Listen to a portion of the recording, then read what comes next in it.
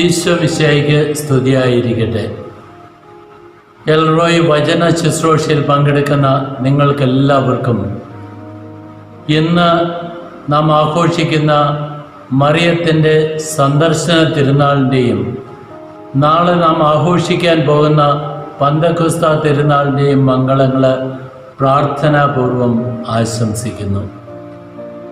ഇന്ന് തിരുസഭ മാതാവ് നമ്മുടെ ധ്യാനത്തിനും വിചിന്തനത്തിനുമായി തന്നിരിക്കുന്നത് ലൂക്കായുടെ സുവിശേഷം 1 അധ്യായം 39 മുതൽ 45 വരെയുള്ള വചനങ്ങളാണ്.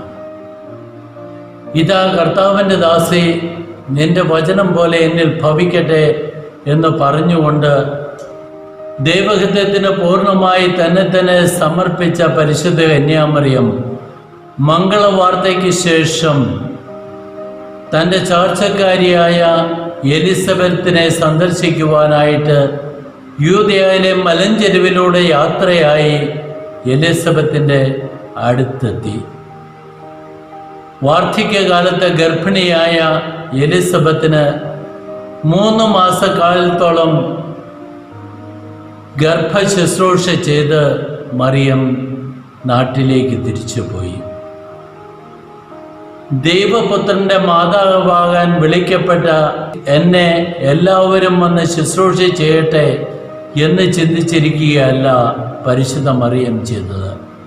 തൻ്റെ സഹായം ആവശ്യമുള്ള ഒരാളെ കണ്ടെത്തി ആ വ്യക്തിക്ക് ശുശ്രൂഷ ചെയ്യുവാനായിട്ട് മറിയം തയ്യാറായി. ശുശ്രൂഷകയായി മാറിയ മറിയം നമുക്ക് മാതൃകയാണ്. നാം ശുശ്രൂഷിക്കാനായിട്ട് വിളിക്കപ്പെട്ടവരാണ്. നമ്മുടെ നാഥനും ഗുരുനാഥനുമായ യേശു നമുക്ക് കാണിച്ചു തന്ന മാതൃക ശുശ്രൂഷയുടെ മാതൃകയാണ്. മർക്കോസിൻ്റെ സുവിശേഷം 10 അധ്യായം 45 തിരുവചനത്തിൽ നാം വായിക്കുന്നുണ്ട്, ശുശ്രൂഷിക്കപ്പെടുവാനല്ല ശുശ്രൂഷിക്കുവാനും സ്വന്തം ജീവൻ അനേകർക്ക് മോചനദ്രവ്യമായി നൽകുവാനുമായിട്ടാണ് മനുഷ്യപുത്രൻ ഈ ലോകത്തിലേക്ക് വന്നത്.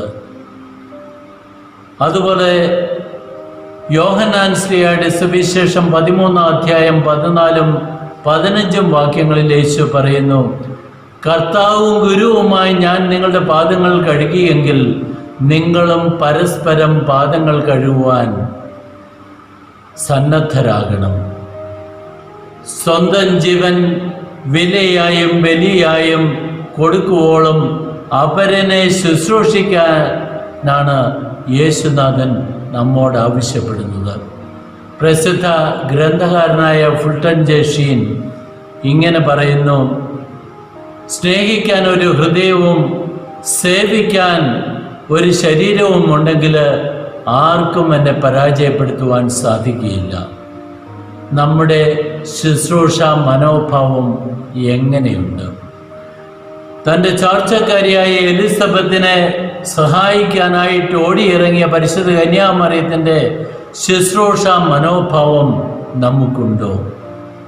സേവനം പാവനമാണ്, പരിശുദ്ധമാണ്.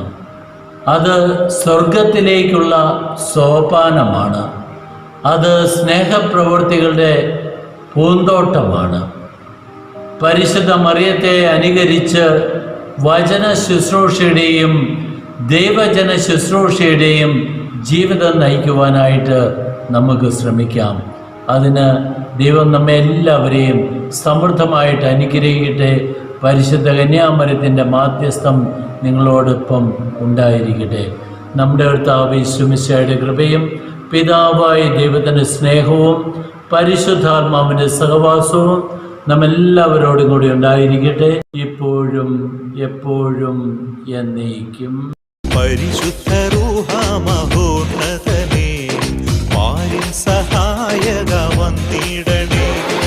ഈശുഗകാർത്തേ വിശുദ്ധകാർത്തേ, അഗ്നിയാൽ അഭിഷേകം ചെയ്തിടുവാൻ.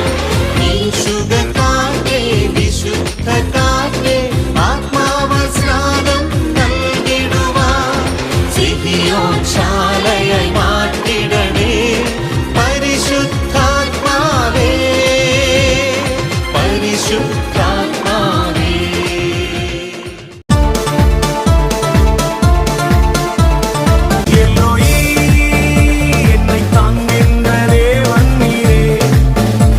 വരുന്നു ഈ